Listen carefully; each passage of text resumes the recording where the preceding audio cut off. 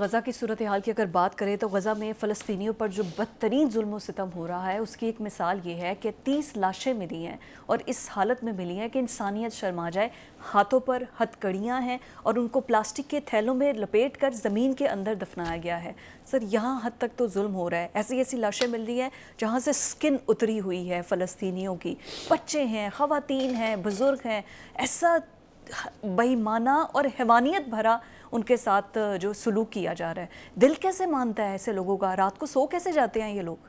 دیکھیے کہ فضا دو طرح سے کیفیت طاری ہے، اور میرے خیال سے کوئی بھی ایسا شخص جس کے پاس دل ہے، جو سوچ سکتا ہے، جس کے لیے انسانیت کا، جس کے دل میں درد ہے، وہ اس کے اوپر یعنی سوائے کف افسوس ماننے کے، قرض کرنے کے، بدوائیں دینے کے ابھی ہمارے پاس کوئی چارہ نہیں ہے. لیکن غزہ کی پٹی میں انسانیت جو ہے وہ نوحہ کنا ہے، اور پوری دنیا جس کا ہم عام عالمی ضمیر کی بات کرتے ہیں، بے غیرتی، بے حسی، بے عملی اور دوگلے پن کا شکار ہے. اور جہاں تک اپنوں کا تعلق ہے ان کی تو نہ ہی پوچھیں تو بہتر ہے، کیونکہ منہ سے کچھ بھی نکل جائے گا. جذبات قابو میں نہیں رہتے ہیں، وہ چپ سادے ہوئے ہیں. یہ جو منظر آپ نے بتایا ہے کہ جس طرح کی لاشیں وہاں سے ملی ہیں، یہ طویل عرصے تک یہ عمل نہیں چل سکتا. میں ذمہ داری سے آج یہ کہہ رہا ہوں نیتن یاہو کو، جو بائیڈن کو، جو وہ رشی سونک صاحب ہیں برطانیہ کے، اللہ تعالیٰ غارت کرے ان تینوں کو جو اس وقت انسانی خون کی ندیاں بہا رہے ہیں اور ایک ہولی کھیل رہے ہیں خون کی ان کے ساتھ. یہ سدا قائم نہیں رہتا کبھی. اگر آپ کو یاد ہو ایک فلم آئی تھی امن، اس کے اندر ایک بہت مشہور گانا تھا، ظلم رہے اور امن بھی ہو، کیا ممکن ہے تم ہی کہو. تو یہ کیفیت ساری زندگی جاری نہیں رہ سکتی. کبھی نہ کبھی مظلوموں کا ہاتھ آپ کی گردن تک آئے گا. یہ میں آپ کو بالکل ذمہ داری سے کہہ رہا ہوں کہ یہ نہیں ہو سکتا کہ آپ ظلم کرتے رہیں. Where is Hitler, where is Mussolini? وہ نہیں رہے، قومیں رہی ہیں، تو فلسطینی رہیں گے. یہ لوگ اٹھ جائیں گے اس جہان سے، اور کس موت مریں گے یہ تو آنے والا وقت بتائے گا. میں آپ کو بتاؤں کہ اگر اللہ کے ہاں انصاف ہے جس کی لاٹھی بے آواز ہے، میرا خیال ہے ہمارے پاس اب ایک ہی چارہ ہے کہ ہم اس بے آواز لاٹھی کو پکاریں. اس لیے کہ اپنے چپ، دوسرے تو خیر تماشا کناں ہیں. اس لیے ان کا جتنا بھی ماتم کیا جائے، ان کی عقل کا بھی اور ان کے وجود کا بھی، وہ کم ہے. اور حماس کو اللہ طاقت دے، ایسے غیبی طاقت ملے تو ہی کچھ ہو سکتا ہے. کہ جس جذبے سے حماس ان تمام تر حالات کے باوجود سروائیو کر رہی ہے، جس ہمت کے ساتھ وہ ایک اتنی بڑی فوجی قوت کا سامنا کر کے ابھی تک اپنی گراؤنڈ پر اپنے پیر رکھے ہوئے ہیں، یہ تاریخ میں نہ صرف کتابیں لکھی جائیں گی بلکہ اس پر فلمیں بنے گی. لوگ اس جد و جہد کو ایک سمبل کے طور پہ استعمال کریں گے. کوئی مجھے اس کے بارے میں دو رائے نہیں ہے. سر ہیلپنگ ہینڈز تو مل رہے ہیں نا. میں ایک اور حوالہ دیتا چلوں یہاں. میں یہ چاہ نہیں رہا کہ ایسا ہو، لیکن مجھے 1960-70s کی دہائیاں یاد ہیں جب پی ایل او جو ہے وہ واقعتاً ایکشن میں تھی. جب جہازوں کے اغوا ہوئے تھے، اگر آپ کو یاد ہو، پین امریکن کا ایک جہاز لے کے لیلہ خالد جو ہیں وہ انہوں نے ہائی جیک کیا تھا اس کو، اور دنیا کا حال یہ تھا کہ لوگ اپنی ایئر لائنیں بند کرنے والے تھے. مختلف روٹس کے اوپر بہت ساری فلائٹس کینسل کر دی گئی مستقلاً. کیا پھر سے ابھارا جا رہا ہے ان تمام لوگوں کو جو اس وقت یہ ظلم برداشت کر رہے ہیں کہ آپ پھر کچھ بھی کریں؟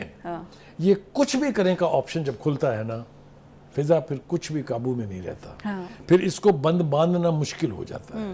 تو ہم صرف توقع کر سکتے ہیں. پھر میں ایک بار کہوں گا، یہ اسی وجہ سے تو جنگ بندی کی طرف جا رہے ہیں، جب بار بار کہہ رہے ہیں جنگ بندی کریں. کیوں؟ کیونکہ اب وہ کچھ بھی کر گزرنے کو تیار ہیں. ایک ملک کی اور ایک شخص کی تعریف کیے بغیر میں نہیں رہ سکتا. ایک قطر ہے جس نے اس وقت تک، جس حد تک اس کے وسائل ہیں اور جس حد تک ممکن ہے، انہوں نے معاونت بھی کی ہے اور وہ ان کا انٹرسٹ بھی واچ کر رہے ہیں. اور دوسرا اینٹونیو گوترس جو سیکرٹری جنرل ہیں یونائٹڈ نیشنز کے، انہوں نے باوجود اس کے کہ اس کو کہا جاتا ہے کہ دس از جسٹ اے، جس کو کہتے ہیں کہ ایک طفیلی ادارہ ہے امریکہ کا، امریکہ نبض پر سے ہاتھ اٹھا لے تو یہ گر جائے گا زمین پر. اس کے سیکرٹری جنرل کے طور پر میں نے بڑے بڑے سیکرٹری جنرلز دیکھے ہیں. میں نے اتھانٹ دیکھا جس کے بارے میں کہا جاتا ہے، میں نے والڈہائم دیکھا، ان کے ساتھ ہم ملے بھی، ہم نے ان کے اسمبلی کے کنڈکٹ کیسے کرتے ہیں وہ بھی دیکھا. لیکن اتنی جرأت والا آدمی جو اتنی کھل کے کہہ رہا ہو، وی سیلیوٹ. میں ایمانداری سے اور کہتا سر ہوں. یہ اتنا پریشر ہونے کے باوجود ایسے بلنٹلی آ کے کہنا آئی تھنک اسی وجہ سے وہ ڈیزرو بھی کرتے ہیں. لیکن Iran sir let's not forget about Iran. Yes اس نے بھی اپنا سب کچھ داؤ پر لگا دیا ہوا ہے, ٹارگٹ کیے ہوئے ہیں, پورا ویسٹرن امریکہ اس کو ٹارگٹ کیے ہوئے ہیں. لیکن چونکہ انہیں پتا ہے کہ وہ حلوہ نہیں ہے, اس لیے اس کی طرف بڑھیں گے نہیں.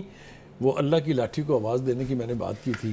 ہم نے تاریخ میں دیکھا کہ جب اللہ کی لاٹھی بے آواز پڑتی ہے, ابراہ کی فوجوں کے ساتھ جو ابابیلوں نے حشر کیا تھا, وہ میرے خیال سے ہمیں یاد رکھنا چاہیے.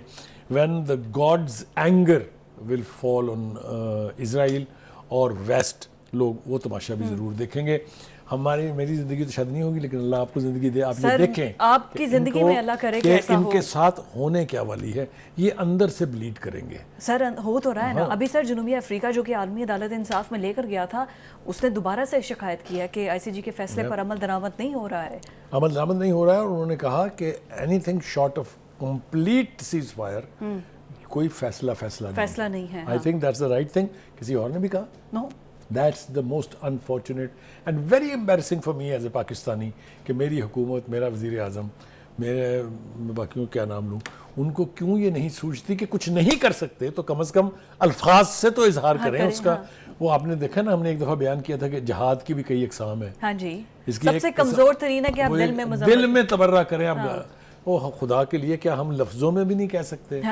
اس کے لیے جو یعنی ریگولر انٹرول سے جو بیان آتے ہیں وہ اپنی جگہ, ہم یہ نہیں کہتے کہ بالکل خاموشی اختیار کی ہوئی ہے, لیکن میرے خیال سے اس سے زیادہ اسٹرانگر ٹرمز میں ہمیں بات کرنی چاہیے. سر یہ جو ہوا ہے گراؤنڈ اسٹیشنز پر امریکی حملے یمن میں حوثیوں کے ڈرونز پہ, اس پر کیا کہیں گے؟ مطلب امریکی سینٹ جو ہے وہ تو فوری طور پر پہلے بھی کہہ رہا ہے کہ آپ ٹارگٹ کریں ایسے لوگوں کو, لیکن ادھر آن دی ادر ہینڈ سے یہ چیف کوشش کر رہے ہیں کہ کسی طرح معاملہ سیٹل ڈاؤن ہو جائے, لیکن یہ کرد, یہ حوثی, یہ باز نہیں آ رہے. پریشانیاں دو ہیں.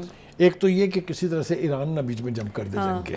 ڈرتے ہیں سارے ویسٹ کے لوگ اس لیے کہ ان کے جذبے اور ان کی کمٹمنٹ کا بھی کوئی دوسرا جواب نہیں ہے. ایک بات. دوسری بات یہ ہے کہ سر اتنے مہنگے سسٹم, اتنے مہنگے انہوں نے اسرائیل نے, امریکہ نے سیکیورٹی پر لگائے ہیں, لیکن پھر بھی ان کے ریڈار میں ان ڈرونز کا نہ آنا. میں نے کل بھی کہا تھا کہ حوثی اتنی سی قوم ہے, اتنا سا ہی ان کا ملک ہے, لیکن وہ ناکوں چنے چبوا رہے ہیں امریکہ کو, برطانیہ کو, اور دیگر جو ملک ہیں, آسٹریلیا بھی اس میں شامل ہے.